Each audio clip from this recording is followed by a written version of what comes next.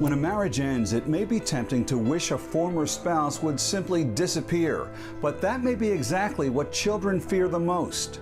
A new study from Arizona State University says when children are exposed to conflict between divorced parents, many children fear that they will be abandoned by one or both parents. Children who are exposed to fighting between parents who are married or cohabitating worry about their parents separating. Experts say that while abandonment is unlikely, it seems logical to children. The study asked 559 kids between the ages of 9 and 18 about their exposure to conflict. Researchers questioned children about whether their divorced parents fought in front of them, spoke poorly of the other parent, or asked children to carry messages.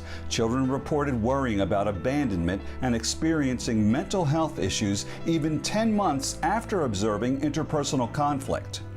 Communication between some divorced parents works best when conversations are limited to talking about the children and nothing else.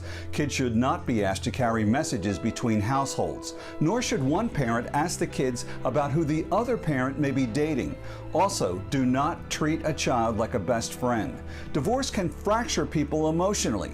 Get some help before your boundaries start to disappear. I'm Bill Prasad, your mental health and wellness expert.